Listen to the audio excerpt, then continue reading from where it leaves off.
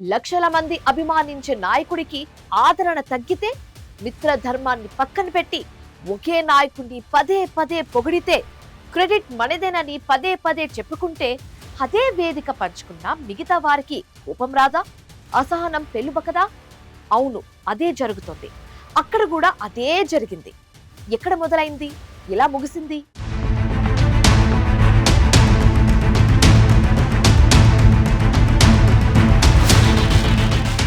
అదో ప్రతిష్టాత్మక ప్రాజెక్టు, ఉత్తరాంధ్ర రూపురేఖలు మార్చే ప్రాజెక్టు, లక్షల కోట్ల పెట్టుబడితో పెడుతున్న భారీ ప్రాజెక్టు, లక్షల ఉద్యోగ అవకాశాలు కల్పించే ప్రాజెక్టు. అదే ఆర్సెలార్ మిట్టల్ నిప్పన్ స్టీల్ ఏర్పాటు చేయబోతోన్న అతిపెద్ద స్టీల్ ప్లాంట్. అనకాపల్లి జిల్లా పాయకరావుపేట నియోజకవర్గంలోని నక్కపల్లి మండలం దగ్గర దీనికి జరిగిన భూమి పూజ కార్యక్రమం సందర్భంగా అతిరథ మహారథులంతా హాజరయ్యారు.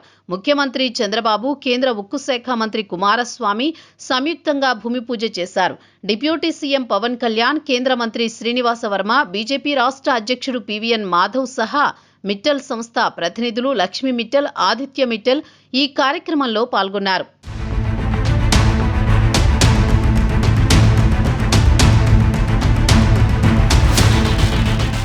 అంతా బావుంది. కూటమి ప్రభుత్వం కొలువుదీరాక ఉత్తరాంధ్రకు మరో ప్రతిష్టాత్మక ప్రాజెక్టు వచ్చింది. కానీ ఇక్కడ జరుగుతున్న వ్యవహారం మాత్రం ఒక పార్టీ నేతలకు, కార్యకర్తలకు నచ్చలేదు. తమ నాయకుణ్ణి పట్టించుకోవడం లేదన్న ఆవేదన అక్కడి సభకు వచ్చిన ఆ పార్టీ కార్యకర్తలను తీవ్రంగా కలిచివేసిందట.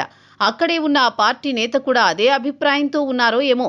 కార్యక్రమానికి హాజరైనప్పటి నుంచి ఆయన ముఖంలో కళ లేదు. కీలక కార్యక్రమానికి వచ్చామన్న ఉత్సాహం మిగతా నేతల్లో కూడా కనిపించలేదు. ఆయనెవరూ కాదు, deputy CM Pawan Kalyan. Helicopter దిగినప్పటి నుంచి తమ అధినేతకు ఈ కార్యక్రమంలో పెద్దగా ప్రాధాన్యం దక్కకపోవడం అక్కడికి వచ్చిన కార్యకర్తలను తీవ్ర అసంతృప్తికి గురిచేసిందంటున్నారు అంతా చంద్రబాబు, లోకేష్ చుట్టూ తిరుగుతుంటే తమ నాయకుణ్ణెవరూ పట్టించుకుంటారని అక్కడి కార్యకర్తలు తమలో తాము మదనపడ్డారట.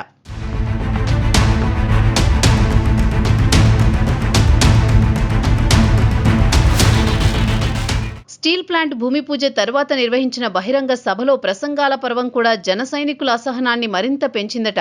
ముందుగా వేదికపై ప్రారంభోపన్యాసం చేసిన హోంమంత్రి అనిత చంద్రబాబును పొగడ్తలతో ముంచెత్తడం, లోకేష్ ని ప్రశంసించేందుకు ప్రాధాన్యమివ్వడం, మొక్కుబడిగా పవన్ కళ్యాణ్ పేరును ప్రస్తావించడం కూడా ఆ సభలో ఉన్న జన సైనికులకు రుచించలేదట. ఇక లాభం లేదనుకున్నారో ఏమో జన సైనికులు తమ పని మొదలుపెట్టారు. ఎవరు మాట్లాడినా ప్రసంగంలో పవన్ కళ్యాణ్ పేరొస్తే చాలు సభ నినాదాలతో దద్దరిల్లడం మొదలైంది. ఇది ఎంతవరకు వెళ్ళిందంటే పవన్ కళ్యాణ్ ప్రసంగం మొదలుపెట్టి ముగించేదాకా కార్యకర్తల కేరింతలు సాగాయి.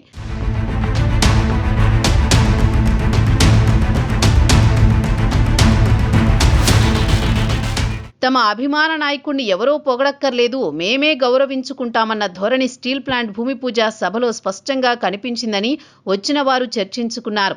తన ప్రసంగాన్ని ప్రారంభించిన పవన్ సైతం కార్యకర్తలను వారించే ప్రయత్నం చేయకపోవడం మరో విశేషం.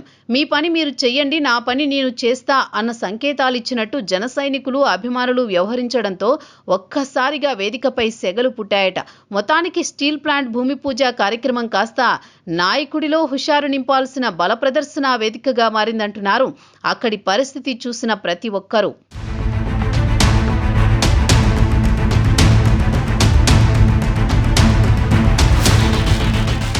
ఇంకో విషయం ఏమిటంటే బీజేపీ రాష్ట్ర అధ్యక్షుడు మాధవ్ కూడా కార్యక్రమానికి వచ్చారన్న విషయం కూడా చాలా మందికి తెలియలేదట.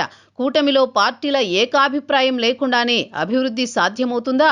పరిశ్రమల రాకకు మార్గం సుగమమవుతుందా? కీలక వేదికలపైన అయినా మిగతా వారి గురించి, కూటమి పక్షాలు చొరవ గురించి ప్రస్తావించాలి కదా అనే మాట వినిపిస్తోంది.